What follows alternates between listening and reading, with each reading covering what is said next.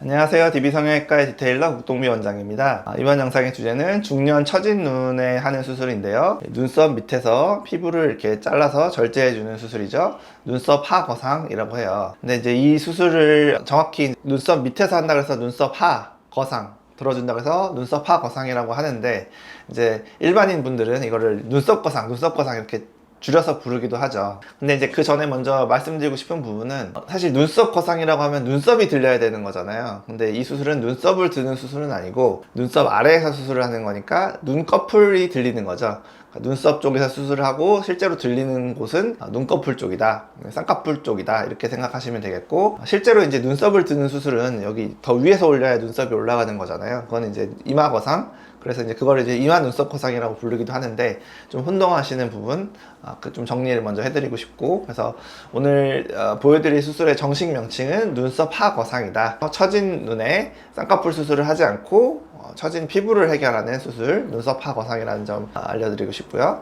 그 다음에 이 수술의 유일한 단점이라고 하면은 이제 흉터가 될 텐데요. 당연히 저희도 그 부분을 알기 때문에 이제 저는 이제 굉장히 시간을 많이 투자해서 흉터를 최대한 최소화하는 방법으로 꼬매드리고 있다. 촘촘하게 아주 세심하게 시간을 투자해서 꼬매드리고 있다. 그런 영상도 보여드린 적이 있고, 그 다음에 이제 여성분들의 경우에는 만에 하나 흉터가 약간은 남았을 경우에, 체질에 따라 좀 다르지만 어떤 분의 경우에는 정말 감쪽같이 흉터가 안 보인다고 신기하신 분도 계시고, 어떤 분의 경우에는 흉터가 약간 보인다라고 하시는 분도 계신데, 만에 하나 그런 경우에는 여성분들은 화장이라는 방법이 있고, 그 다음에 또 하나 화장하기 귀찮으시면 눈썹 문신이라는 방법이 또 있잖아요. 그래서 흉터가 있으면 그 위쪽에 문신을 잘 채워주시면 흉터가 거의 보이지 않는 그런 마스킹하는 그런 효과도 낼 수 있어서, 추후에 만약에 흉터라는 문제가 남았을 경우에 대처할 수 있는 방법도 있다. 그래서 이 흉터 때문에 이 수술을 만약에 너무 꺼리거나 배제하거나 싫어하시게 되면 쌍꺼풀 쪽에서 처진 피부를 해결할 수밖에 없게 되는데, 잘못하면 그러면 눈이 어색해지거나 쌍꺼풀이 너무 두껍게 되거나 쌍꺼풀 윗부분이 두툼하게 나오는 그런 문제점이 남기 때문에,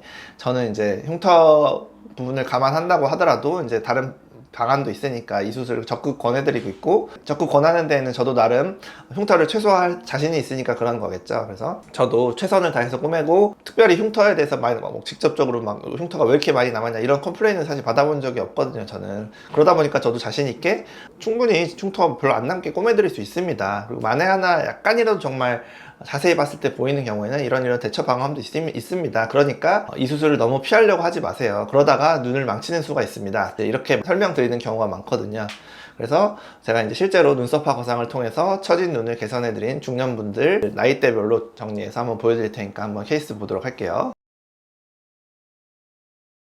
40대 분들부터 약간 중년의 시작 단계니까 40대 분들부터 70대 분들까지 나올 텐데요. 먼저 40대 여자분 첫 수술 케이스 보여드릴 거고, 이분은 이 눈 바깥쪽이 이렇게 약간 처졌죠. 그래서 눈과 눈썹 사이 거리가 약간 먼 편이니까 눈썹화 거상이 가능했고, 쌍꺼풀도 약간은 비절개법으로 좀 찝어드렸어요. 좀 쌍꺼풀을 정리하고 눈썹화 거상을 했기 때문에 이렇게 라인도 매끈해지고 전혀 처져 보이지 않는 젊은 사람 형태의 쌍꺼풀이 다시 나왔던 것이죠. 그러니까 이분이 아마 20대 때는 이렇게 쌍꺼풀이 생기지 않았을까, 그렇게 예상되는 분이에요. 그래서 제가 회춘시켜드린 거죠. 다음 케이스는 40대 여자분인데 재수술 케이스예요. 이 눈썹화 거상 재수술에 대해서 제가 따로 영상도 제작했었는데, 첫 수술을 너무 적게 자르거나, 그러니까 가로폭 또는 세로폭을 너무 소극적으로 작게 하는 병원들이 있거든요.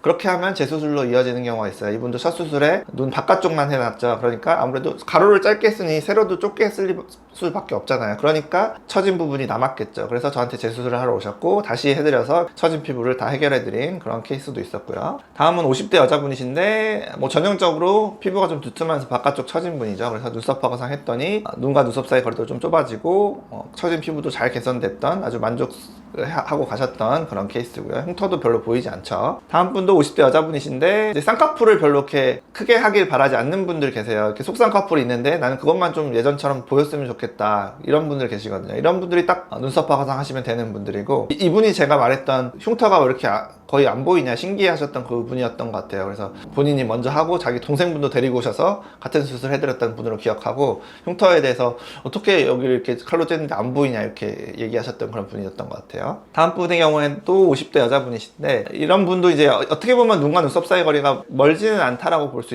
있죠. 지금 한 1.5cm 되는데, 그러니까 1cm 이내만 아니면 수술은 해볼 수 있어요. 그래서 딱히 이제 뭐 그렇다고 이마거상 하시거나 그럴 생각은 없으셨기 때문에 눈 수술로 해결을 바라셨기 때문에 눈썹화 거상밖에는 방법이 없었고, 했을 때 눈과 눈썹 사이 거리가 1cm 정도로 좁아졌지만 뭐 그렇게 어색하지는 않은 그런 결과가 나왔고, 쌍꺼풀 쪽 피부는 위쪽은 개선돼서 좀 훨씬 얇아 보이는 효과가 잘 나타났죠. 다음 분들부터는 60대 여자분들인데, 60대 여자분들이다 보니까 아무래도 더 많이 처지셨겠죠. 그래서 눈 바깥쪽이 이렇게 쌍꺼풀이 얇아진 상태인데 눈썹화 거상을 통해서 피부를 들어줬기 때문에 바깥쪽 쌍꺼풀이 이렇게 점점점 갈수록 커지는 그런 젊은 사람들 형태의 쌍꺼풀로 바꿔드린 그런 분이고, 한 달 때인데 아직 좀 붓기가 좀 있으신 것 같아요. 다음 분도 60대 여자분이신데 좀 많이 처지셨죠. 피부가 이분은 좀 얇은 편이기 때문에 많이 처진 분일 거예요. 그래서 이분도 이제 쌍꺼풀도 다시 좀 찝어드리고, 그 다음에 눈썹화 거상을 좀 적극적으로 해서 처진 피부를 확 제거해드렸고, 그래서 이분은 눈과 눈썹 사이 거리가 2cm 이상으로 굉장히 멀었기 때문에 아주 과감하게 수술을 해드릴 수가 있어서 아주 좋은 결과가 나왔다. 그래서 아주 20년 정도 젊어 보이는 그런 효과가 잘 나타났던 그런 분이 되겠고요. 다음 분은 이제 70대 여자분이신데 굉장히 많이 처졌죠. 그래서 사실 이분은 눈썹화 거상만 해드린 분은 아니고 이마 거상도 같이 해드렸는데, 어찌됐든 이 눈 바깥쪽 처진 거, 겹진 거, 짓무르는 거, 이 문제는 이 이마 거상으로는 또 간접적으로 당겨져서 이게 직접적인 효과를 내려면 이 눈 근처에서 여기서 수술을 해서 바로 당겨줘야만 여기가 눈가가 해결되는 그런 효과가 나거든요. 그래서 이분은 눈썹화 거상 효과도 많이 보신 분이고, 플러스 이마 거상도 같이 했기 때문에 더 좋은 효과가 났던 그런 70대 여자분이 되겠고요. 그 다음에 남자분들도 좀 보여드릴 텐데, 남자분들의 경우에는 아까 말씀드린 이제 뭐 화장이나 문신을 잘 안 하시잖아요. 가끔 요즘에는 남자분들도 눈썹 문신 많이 하시긴 하는데, 그래서 사실은 조금 더 조심스럽게 권해드리긴 해요. 그래서 제한적으로 눈썹이 숱이 많다거나 아니면 문신을 하실 생각이 있다거나 이런 분들에 한해서 이제 권해드리고 있고, 이분도 속쌍꺼풀 수술과 눈썹화 거상을 같이 해서, 이분은 눈썹 숱이 많으시고, 그 다음에 이게 지금 수술 후 일주일째 오셨는데 이게 지금 화장을 하신 건지 아직 문신하신 것 같진 않은데 눈썹 사이를 뭘 좀 채우고 오신 것 같아요. 그래서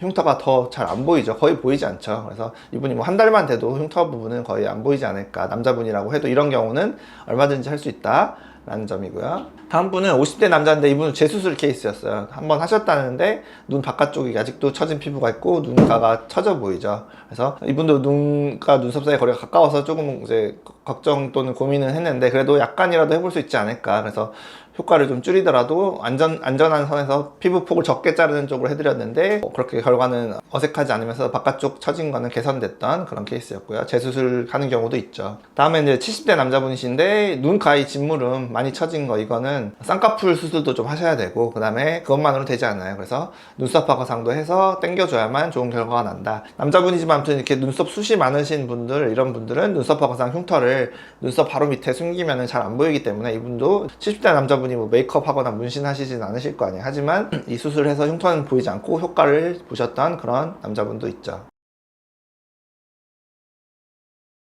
아까 서론에 잠깐 말씀드렸는데 중요한 얘기는 이거예요. 흉터가 무서워서 이 수술을 피하다가 눈을 망치는 수가 있어요. 쌍꺼풀 수술을 너무 고집하시거나 상안검 수술 이런 걸 고집하시다가 눈을 망치면 되돌릴 수가 없거든요. 흉터 부분에 대해서 너무 걱정하시거나 그러다가 오히려 이제 되돌릴 수 없는 일을 벌일 수 있다. 그래서 최대한 흉터 부분을 잘 꼬매드리는 방법을 써드리는 그런 병원을 찾으셔서 수술을 하시는 게 좋고, 그 다음에 말씀드린 대로 다른 대안들도 있는 거니까 그런 부분까지 생각하셔서 이 수술을 권유를 받으셨을 때는 너무 선입견을 가지시거나 그러진 않으셨으면 좋겠다. 필요하다면 하시는 게 좋은 수술이다.